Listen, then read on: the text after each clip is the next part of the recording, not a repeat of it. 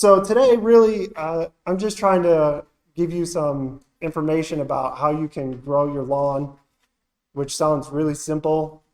We're not trying to eliminate chemicals, really. I mean, it would be nice if we could, but lawn is really, I'll just come out right out and straight say it right now. Number one, lawn is a crop. We consider it a crop in the agricultural business. So it's a cover crop, technically. And the real purpose of lawn is to prevent erosion. But all the rest of us see lawn as this beautiful green thing with stripes on it when it's done right, and it's like art, right? So because of that, I guess it's probably now 80 years of this 2-acre, 2.5 kids subdivision type environment. We've turned lawn into this monoculture thing, and nowadays the best lawns are usually pumped with liquid fertilizers and liquid everything and sprayed with stuff, and that does work. Some of the best lawns you see will be like that, and they are fantastic, and you can see them in Glastonbury, you can see them all around Connecticut, more so than Western New York. But so what today is about is how can you I'm not going to guarantee you're going to get that by doing this, but it'll still look really good. And there's an old saying about the tailor or the shoemaker who makes awesome shoes, but he wears the worst shoes. If you go by my house, I mow it at the tallest setting because my lawn is not phenomenal. I am that person, and it's hard because I look at it and I go, I'm going to do this. I've designed it 6 times. I know exactly what I want to do to it. Oh, next year I'll do it. Yeah, I called EA Quinn this morning, and I'm like, guys, I'm doing a presentation tonight, and my lawn looks like hell. So I'm not perfect. Landscape architects aren't perfect. Lawn people aren't perfect. Nobody's perfect, but we try to do our best. So there are ways to minimize the amount of fertilizer that you use. There's ways to reduce the amount of insecticides that you use. It used to be called integrated pest management, which is what it's probably still called, and I was almost certified to do that. But essentially what it does is you're doing a lot more monitoring of your ground than basically dumping stuff on it, So we're going to try to get through that today, and I get very tangential when I talk. I do sound like Alvin from the Chipmunks because I have bad allergies, which was also very detrimental to me in landscaping, but what are you going to do? So I have provided, I don't know if there was enough of these, but I'm sure I can get more if we need them. But there's some hit topics on this, and this is more for take home than it is really for today's discussion, but the big topics I'm going to get through today, hopefully, are the dirt, which we refer to as soil. Don't cringe, Bob. It's okay. Why it matters. I'm going to talk about the sun and the shade. Seems very basic. The grass itself. I'm going to talk about getting grass started and then how to keep it going. And then mowing, which is one of my favorite things to do. And then chemicals, which sounds really bad, but it's not so bad. So the dirt, I'm going to try to refer to it as soil from now on. Soil structure there's a lot of science about soil, and I'm not going to bore you with the science of soil, but essentially it's not this real simple thing that looks like this.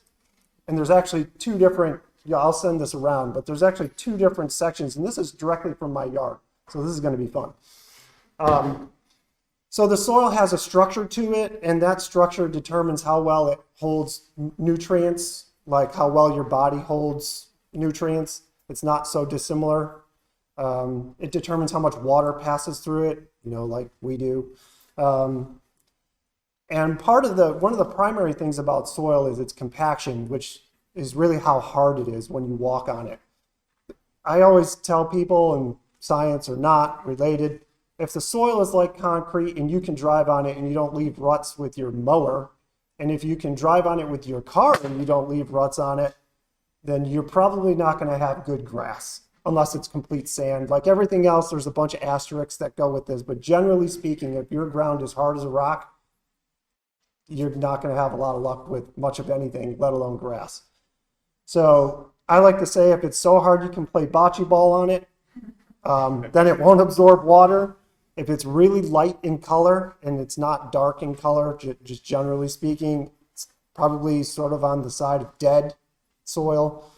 If you need True Green ChemLawn, not to throw True Green under the bus, but if you need them or somebody like them out there every month with a hose and some kind of a spreader, you probably have hard ground and it's not taking, the top quarter inch is taking nutrients. If it doesn't smell like manure ever, if there's no worms in it, if you're killing all the mosquitoes off and there's no bugs whatsoever or insects, you're kind of like defeating the purpose of this whole conversation. So yes, unfortunately, if you want good grass, you're going to have bugs. And the really good stuff has a lot of worms in it. So there's a lot of ways you can fix bad soil. Well, let me back up. You can't really fix bad soil, at least not in the short term. And what tends to happen is when you really have bad soil, it gets taken out and new soil gets put in. But we're also not going to do that today. Instead, over time, if you're patient enough, which none of us are, but you're here because you want to hear about this, so you're going to put down a 1/2 inch of compost basically every year. And after 5 to 10 years, you're going to go from junk soil to really, really good soil, believe it or not, because that organic stuff gets worked into the ground by the insects and everything else and water. It will eventually work its way in there if you combine it with punching holes in the ground, which is called core aeration. And if you mow your grass tall, which most people don't like to do that either. So there's a few things you can do that you can fix your soil or amend it. I call it amending. And most of today is going to be introducing you to using organics. There's a company called WeCare out of Ellington, and they can provide you with this compost. You can get it from a lot of other places. You can get it in bags too. But essentially, you're trying to add organic content to your lawn. So before I get into the sun and the shade and the grass itself, what does organics do? People say that there's never really this magic wand for stuff, but organics really is sort of a magic wand for almost anything you try to grow. What it does is it works for both really sandy soil, which is stuff that you can dump water on and it just goes straight through it. And it works really good for soil that's really tight. And that's the kind of soil that shows cracks when it dries. It gets all cracky. That's really silty soil and it's really tight. That actually holds a lot of water, but it doesn't absorb water. So once it gets wet, it stays wet. It's slick like a button. You fall on your butt when you step on it. Your car gets stuck in 1/4 of an inch of it. It's really annoying, but it also holds a lot of water. So what the organic stuff does is in the sandy soil, it helps it hold water and nutrients in it. And in the silty clayey soil, it actually helps keep the soil loose.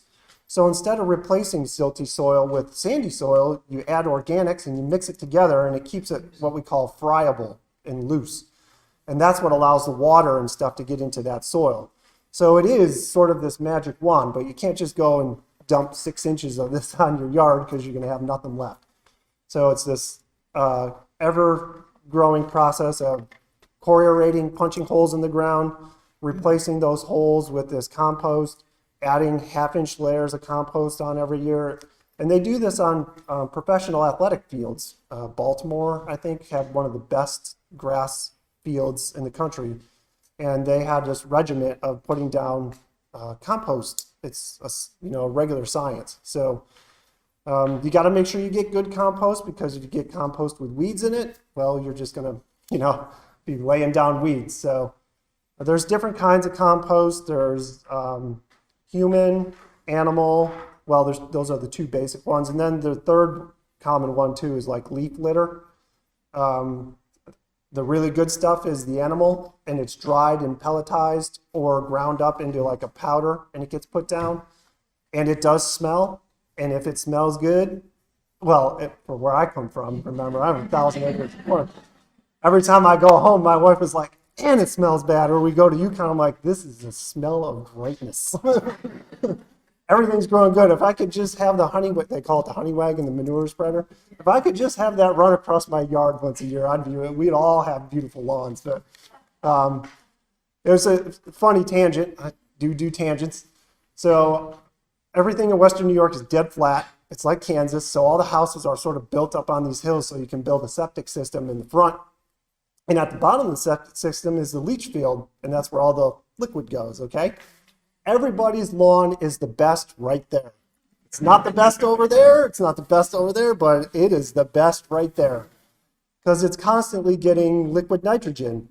So again, just on the soil, keep in mind that you can't grow grass on crummy soil. It doesn't matter what you do. Even chemical companies can only put so much nitrogen and so many chemicals down on that little thin layer.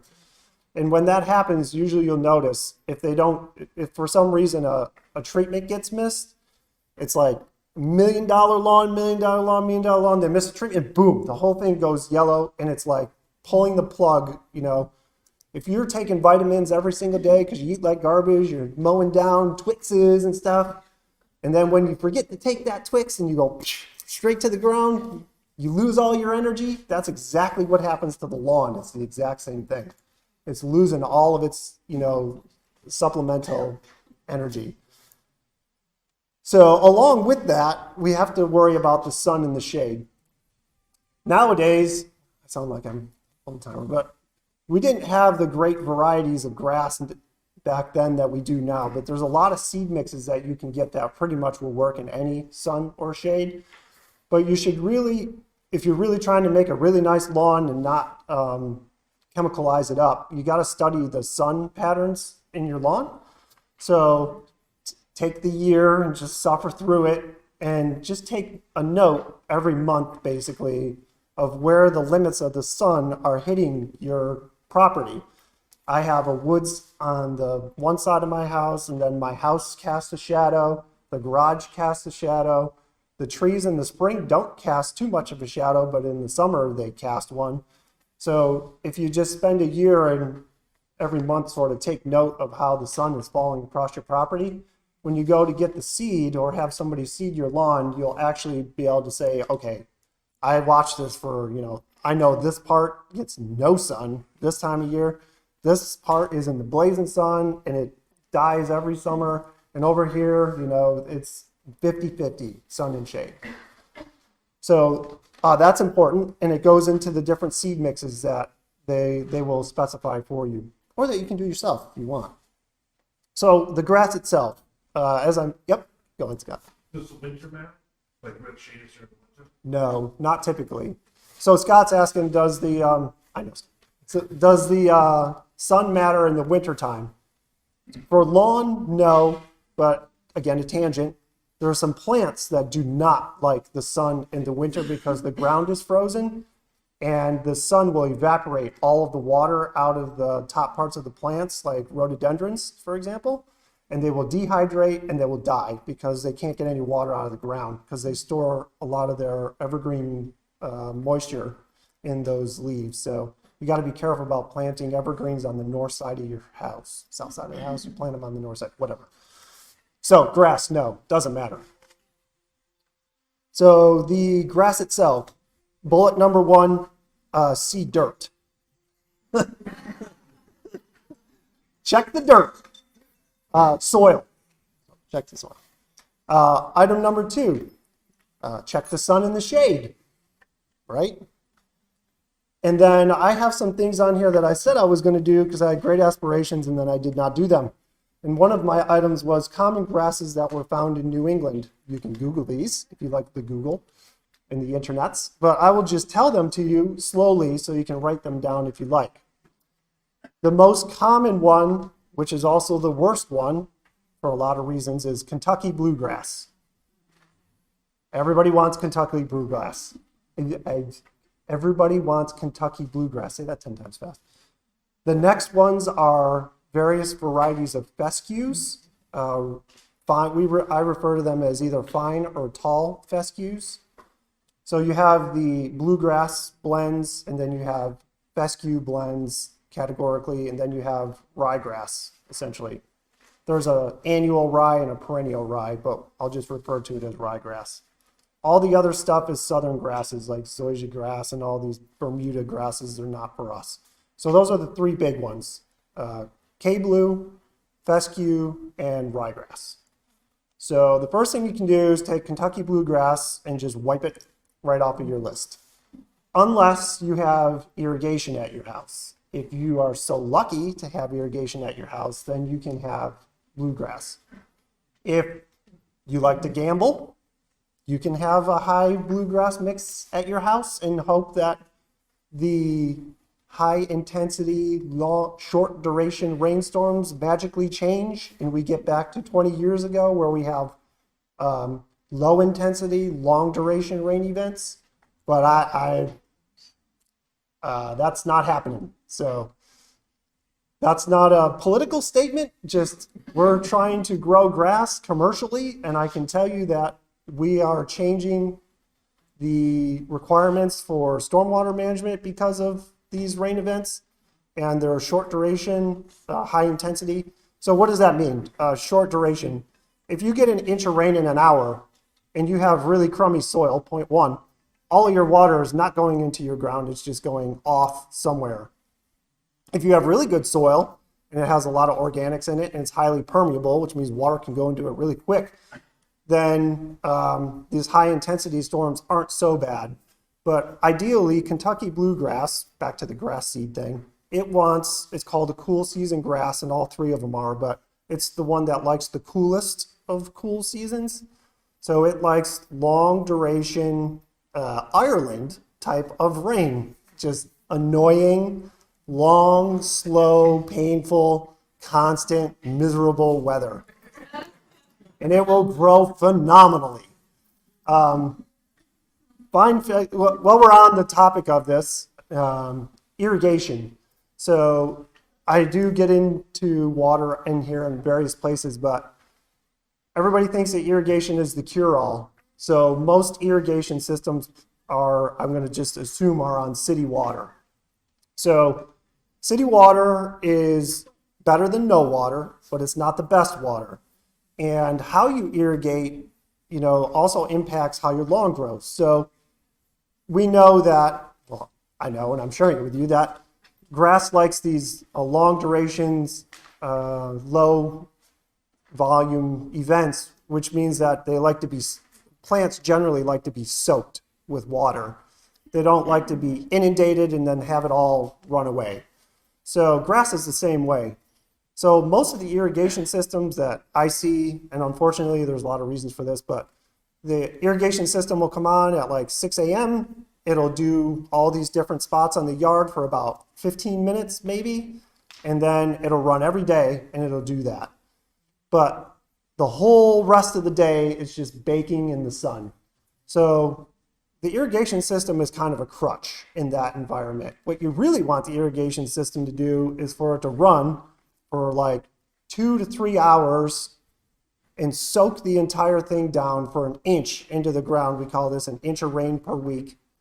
Most plants want an inch of water per week, and they don't want it, in this little half-inch, quarter-inch thing in the morning. I talk about this Ireland situation. The difference between that and the irrigation system is it's raining all day long, right? So when you get these historical rain events where it would pretty much rain for 2 or 3 days, and then you would get an inch of rain over 3 days. When you do the irrigation system, you're putting a half an inch of rain down in the morning, and that's it. That's not the same as putting a really slow event over the top of it for the 3-day period. So it's important to understand there's a substantial difference between those two types of rain events, okay? So your irrigation system ideally has a soil moisture meter on it and a rain gauge, and you really want it to try and soak the lawn once a week and be done with it, if you can do it. If you can do it on well water, more power to you, because it doesn't have the same chemical composition as city water does. Yes, you can treat the water and you can do stuff to help make it better. There's also a lot of great ways now to store water, which is sort of a 16th 17th century thing where you put it in a big bin on the side of your house underneath the ground, and then you can, like a cistern, and you can pump that back out. So I try to store rainwater at my house. I use stupid 5-gallon buckets for my plants. So all of my hanging plants, I use a bucket. I have no gutters. So all the water just pours into my buckets, and I use those to water all of my hanging plants. And you will notice a substantial difference between watering your plants with roof water versus watering your plants with city water. And that is nothing against city water. It's just, it is what it is. So there's that. Back to the grasses.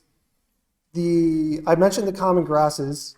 There is also a National Turf Evaluation Program. It's called the NTEP. It's on this handout, but I didn't put the website. You can just, again, use the internet and look up NTEP. And what it'll do is it's a very technical website, but the gist of it is they have all these plots of grass in various regions throughout the country. And the really good seed suppliers will plant in these plots their seed mixes, and then they get evaluated against each other. Very few people know about this unless you're in the industry.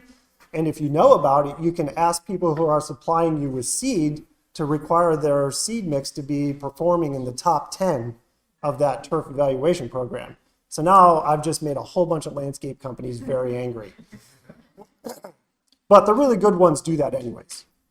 One of the seed companies I was actually looking at today for my own lawn is a company called, and I'm going to forget it, United Seed, I believe it's called.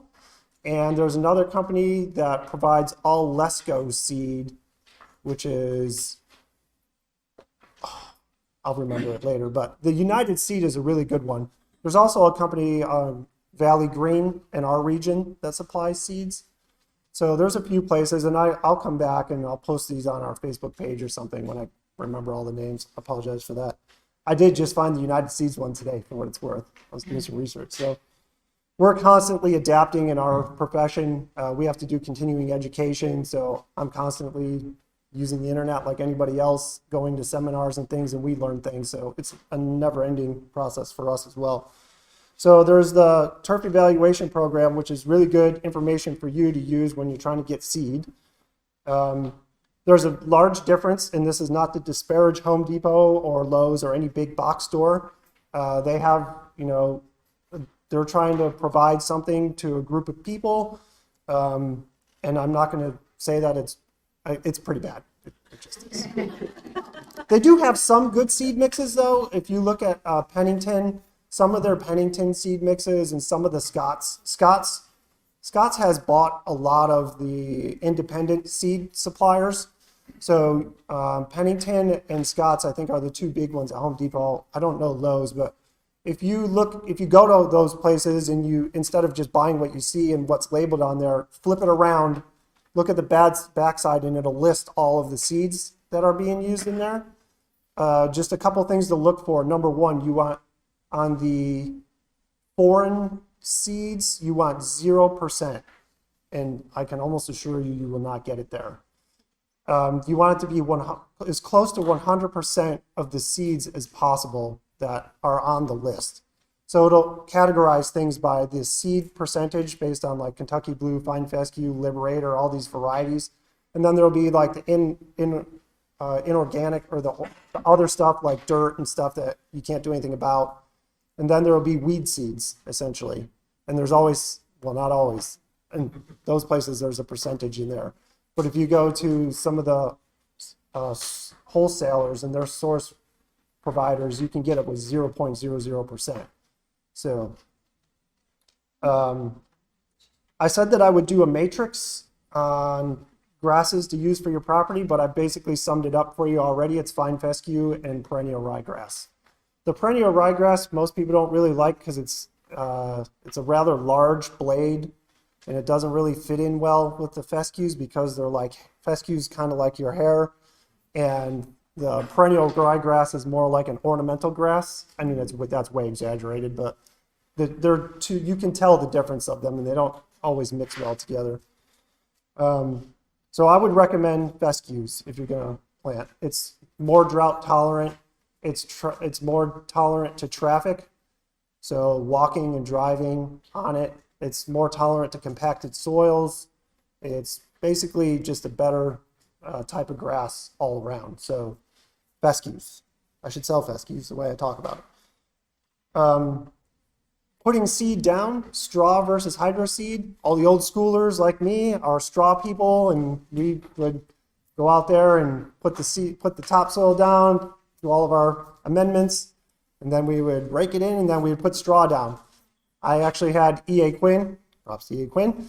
I asked them to straw my lawn that I had a whole bunch of pine trees taken down, and I asked them to straw it, and they were so excited because they don't get to use they have this piece of equipment that they actually use for one of our jobs, but they come out with this truck, and it's got a big straw bale shredder on it, and it's got a huge, the inverse of the leaf collector is this, and it blows the straw out, and it's so fun to watch. It's a little tricky to do straw though, because if you put it down too thick, it stays there quite a while. I still have some straw in some spots because I wasn't picky about it, but my grass came in beautiful with the straw. Straw holds water really well, which is good and bad. If you're not careful, you can overwater and kill it because of fungus and whatever else. But so there's two primary ways of doing that. If you're not doing sort of a top dressing seed where you're spreading it on the dirt that way, there's another way, which is really the best way. It's called vertical slice seeding. And what happens is it's like a piece of agriculture equipment, and it's got a disc sort of in the front of it, and it actually cuts the lawn or the dirt, and then it drops the seed down into the soil. Even when you're overseeding, I was talking to Ed from EA Quinn today about this, and even when you're using a slit seeder and you're doing overseeding, which means you're coming back when you already have grass and you're trying to put seed down anyways, it's really tough even for the overseeder to get it into that, so it's not 100% guaranteed, but it is the most expensive way to do seeding, but it is also the most successful way to do seeding. And usually they do that in at least two patterns, so you don't end up with cornrows. You go one direction and another direction. We're kind of jerks in our landscape architecture industry, sorry. And we make them do at least two, sometimes four in different directions. So, but again, we're sort of on this spectrum way over here. We're talking about the middle group. So, how do you get it started? Can I ask a question? Yeah, go ahead. With hydro seeding, because you like the straw. Right. So hydro seeding mixes all the stuff together. It's got I didn't explain it. Thank you, Dorian. It's got the mulch in it. It's got fertilizer in it. It's got a tacking powder of a certain kind, and they're all a little different. And it also has the seed in it, and it's really fast to do. And it goes into a big tank, and they spray this green solution out on top of the topsoil, and it does work extremely well. Straw versus hydro seed, whatever. You can do it either way. But the hydro seed is the most common, and it's the most cost-effective way to do it. It's the most typical. The vertical slice seeding is the best. The straw way, I know I'm just an old school guy, and I like to do things the old-fashioned way. I have a 1950s mower if I could have one, but the hydro seeding has essentially replaced the straw method, if you want a simple answer on that. So the grass, we covered the grass. How about getting the grass started? So this is a little tricky part of the whole process. Number one, you need water, and you need water pretty much on demand. And you need to be monitoring your topsoil, specifically the top quarter inch. So the seed just sort of sits in this very narrow, thin film of topsoil, and then either with the hydro seed on top of it or with the straw on top of it, either way, it's sitting on a very fragile, highly susceptible to wind, drought, sun. You can lose it in 2 hours, maybe 4 hours, being conservative, literally. So you put the topsoil down, the topsoil needs to be moist, and then you need to have some kind of irrigation system out there, some kind of temporary watering. If the seed germinates and you get that green fuzz, everybody's like, oh, I got the green fuzz, we're in good shape. And then the sun beats on it and you get 85-degree weather or direct sunlight on it, and the topsoil goes from that moist looking damp to that dry cornfield dust, you're done. You're basically reseeding.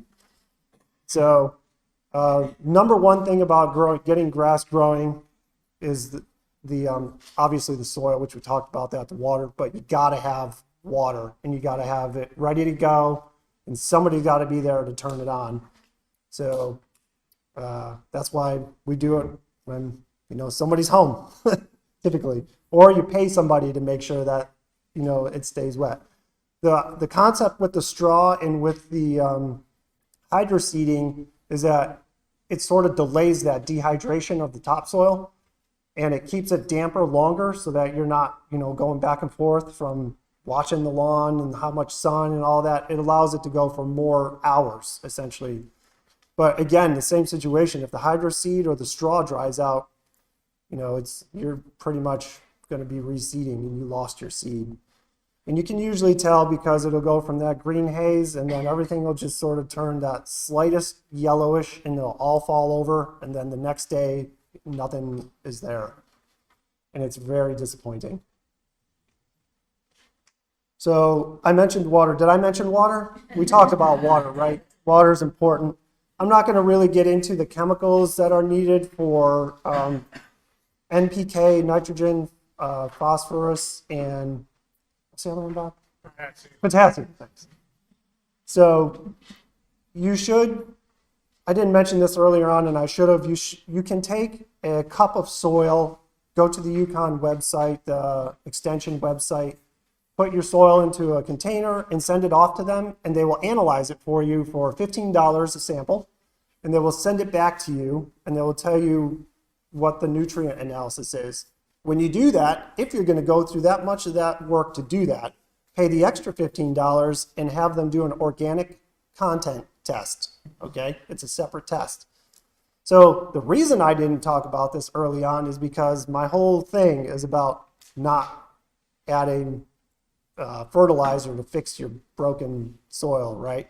My concept is that I'm trying to present here is instead of having the fertilizer put on it, which works, there's nothing wrong with it, or putting the lime's a little different. If you have bad pH, you can get a pH tester pretty much anywhere at any ag store, and you can get a pH tester and you can test the pH yourself. And there's not, lime and fertilizer are sort of, miles apart on the good, bad side. The limestone is naturally harvested from the ground as a mineral, although it's not fantastic. It's still better than how fertilizers are made. So I'm trying to encourage you to, instead of using bagged fertilizer, to get composted product, which will do the same thing, just takes a little longer.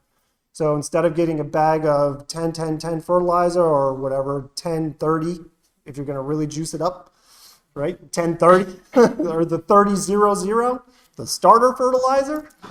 Yes, sir. That's the good stuff. That's party time for your lawn. You might as well call the truck up and have them come over with the liquid and dump that on there. So you're not going to do that with organics. You can get it with that kind of organic content in it, but when you get your organics in your soil up to around 6-7%, I didn't mention the percentage, anything above 5 is good. You can have too much organics technically, but it's really expensive and hard to do. So you want your organic content to be at least 5%. You lose about 2% a year naturally. Every time it rains, the organics break down, earthworms and all the insects that nobody wants in their lawn. Yeah, all that stuff breaks down the organics and makes it available to your soil.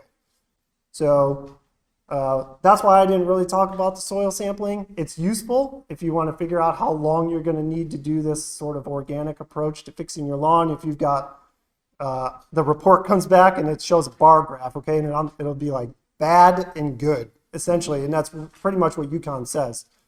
Or ideal, something like that.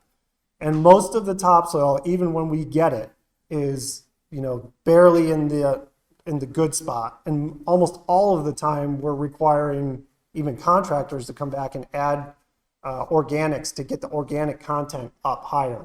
So you're probably going to have like 2% organic in your lawn. You're going to have, if you're pumping it with chemicals, it's probably going to have super high nitrogen, and then it'll be probably low on the other two chemicals because the lawn's not super sensitive to those two, but it loves its nitrogen.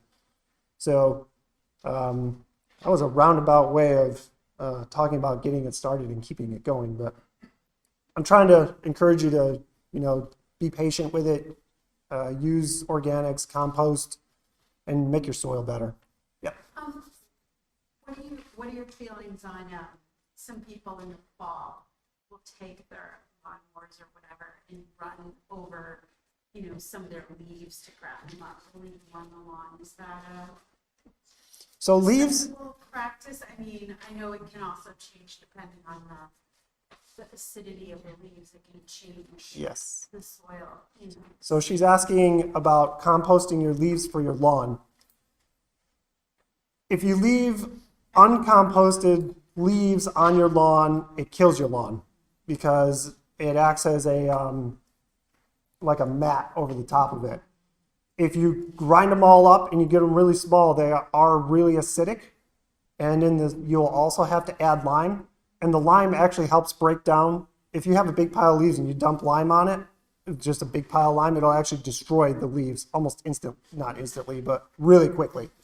So if you use leaves and lime together, yes, but there's better uses for leaves than your lawn, I would say. Landscape beds, probably, especially rhododendrons and azaleas, they would love that, but not your lawn.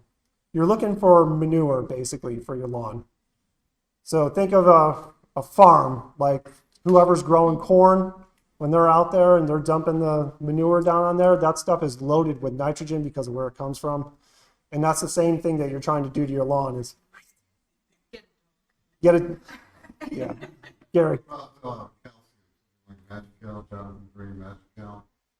Calcium instead of lime. Yeah. Yep. Calcium and lime. Yeah. It's the same Yes. effect. Has the same effect. Lowers the pH. The lawn pH, not all varieties are the same. So you have to look at your seed.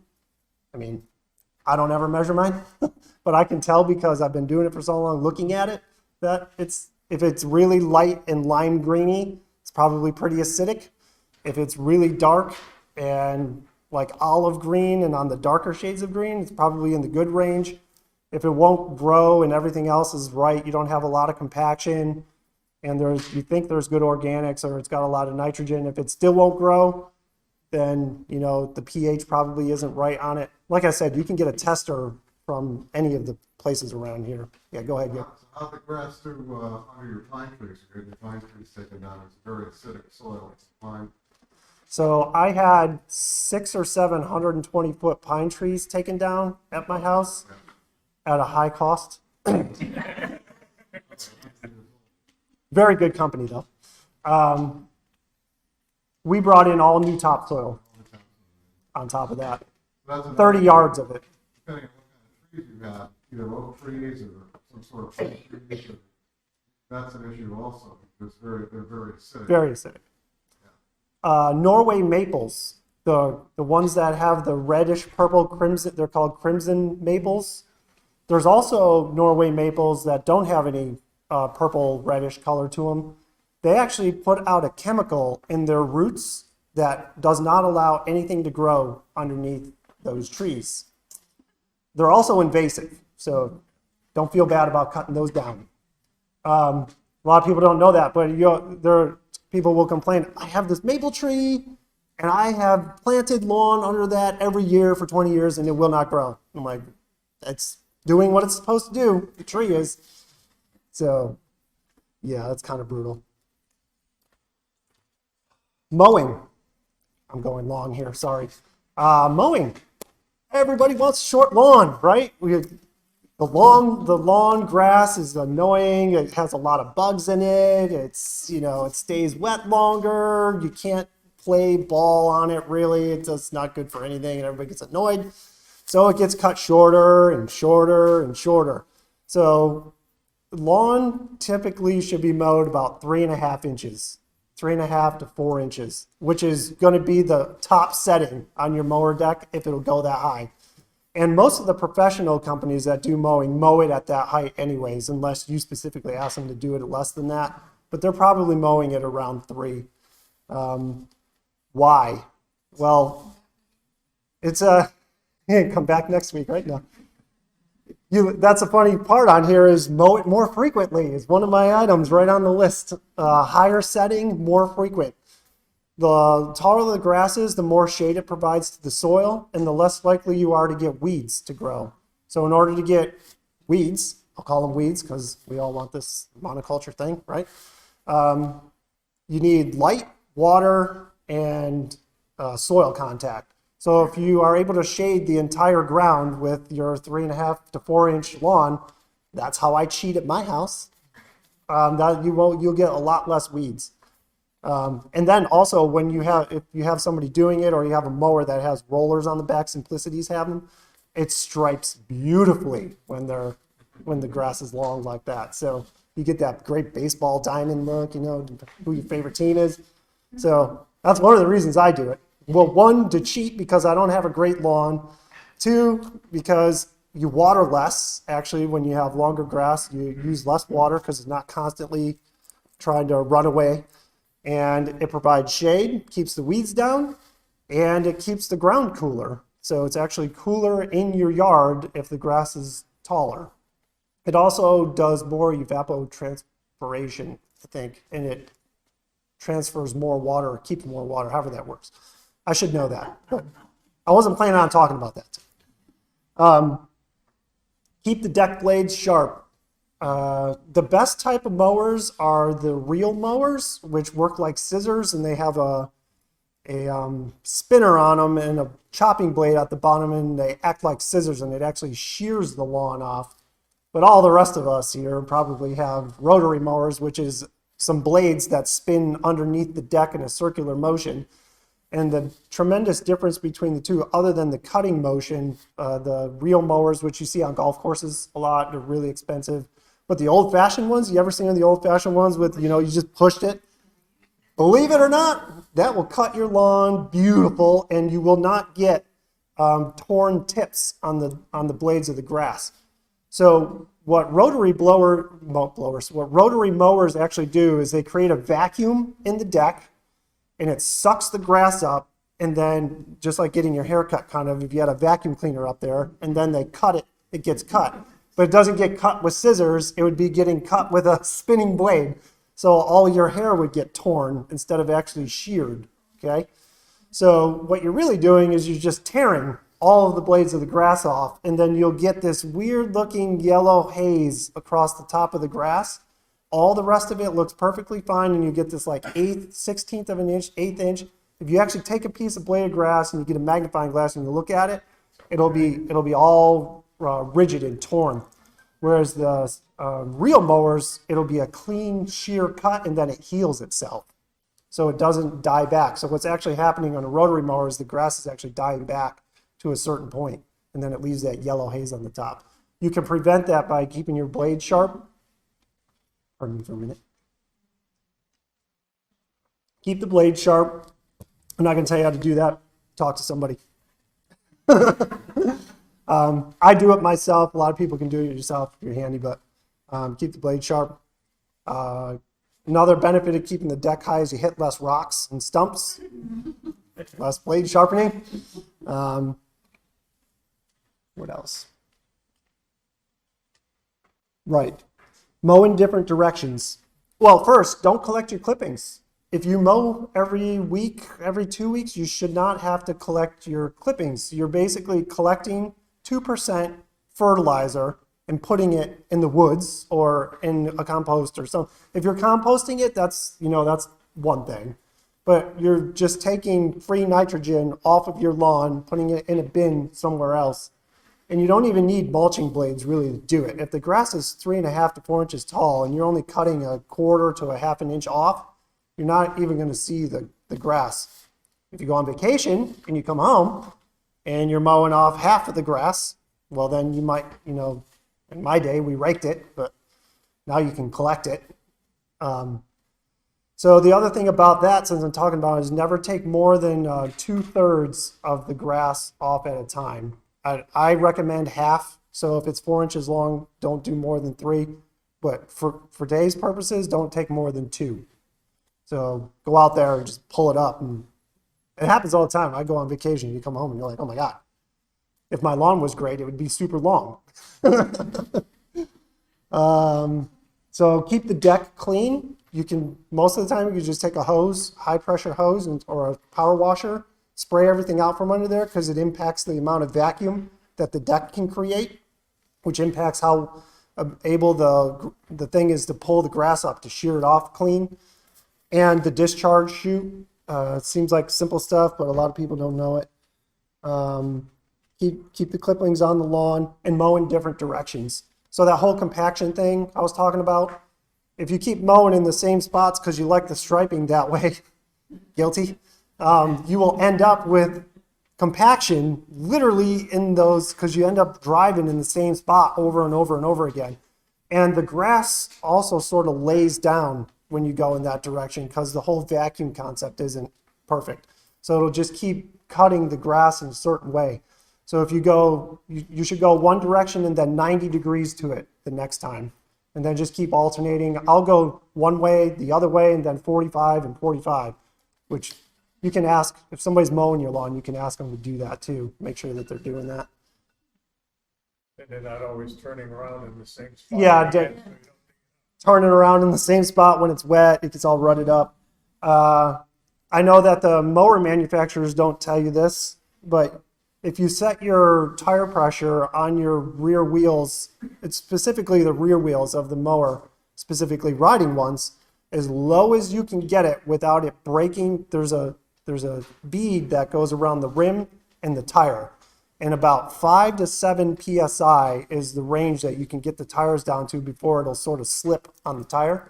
Mine are so low when I sit on it, the tire sort of squats, which is great. Get good traction, but it also widens the tire patch out and it keeps the compression and the compaction down on your lawn. It's also a much comfier ride for what it's worth.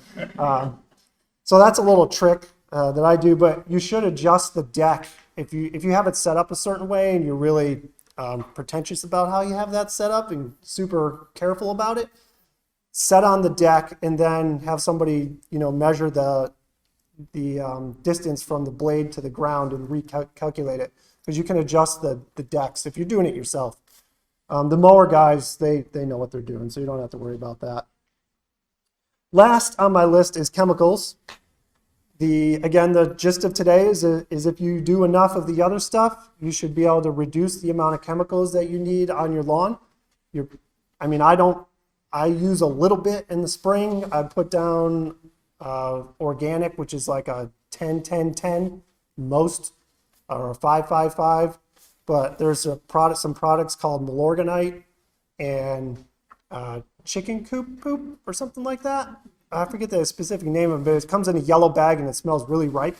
It's wicked good. That stuff works really good. But again, we're not trying to be on a liquid diet here.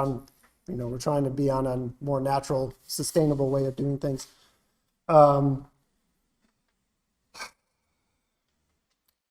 pretty much it. I could go on for another day about this, but I think everybody's probably tired about hearing about lawns. Does anybody?